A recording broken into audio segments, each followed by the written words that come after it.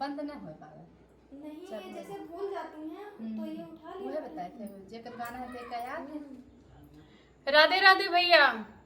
अरे सास नंद का इतना बड़ा कहर है, हाँ जुलुम जका कहा जाता है कि हमार मन बहुत कुछ खाए कहत रहा, लेकिन जब कुछ मिलबे नहीं किया का खाए के कहत रहा और का नहीं मिला।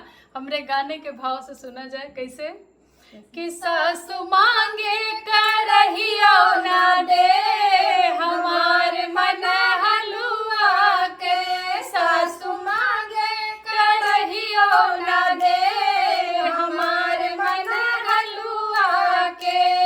हर कहे सुने सासु दीन करहिया, कहे सुने सासु दीन करहिया। रे ननदी लकड़ियो ना दे हमार मन हलुआ के, अरे ननदी लकड़ियो ना दे हमार मन हलुआ के। कहे सुने ननदी दीन लकड़िया, कहे सुने ननदी दीन लकड़िया। रे देवरा कर छुलियो ना दे हमार मन हलुआ के, रे देवरा कर छुलियो ना दे हमार मन हलुआ के। सासु मांगे करहियो ना दे हमार मन हलुआ के। अरे कहे सुने देवरो दीन कर छुलिया, कहे सुने देवरो दीन कर छुलिया।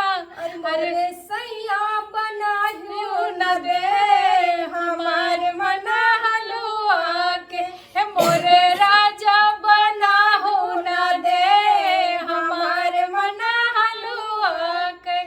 कहे सुने सैया दीन बनावे, कहे सुने सैया दीन बनावे। अरे लल्ला जी खाहियो न दे हमार मन हलुआ के, मोरा ललना जी खाहियो न दे हमार मन हलुआ के। मतलब हलवा के इतना बड़ा बखान हो गया कि 9 महीना हो गए और वही माँ लल्लो जी आई गए। वाह बहन, बहन का बहुत अच्छा गाना है। और कहाँ से आई हैं आप? जी हम आए हैं लखनऊ से, रहते तो गोंडा में है। अच्छा, लखनऊ से आई हैं बेलाहरी। हाँ, ममता मिश्रा से मिले। हाँ, और बहन का इतना सुंदर सुंदर गाना जो भी कह हुआ है, कई सारे लोकगीत हैं बहन के चैनल पे आपको देखने के लिए मिलेंगे। चैनल का नाम बता दीजिए। जी मेरा चैनल का नाम है अनीता मौर्य गीत। अनीता मौर्य गीत, आप लोग जाके सुनिए, बहुत सुंदर गाती हैं भाई। जय श्री राधे, सभी को हमारा सादर प्रणाम। राधे राधे जी।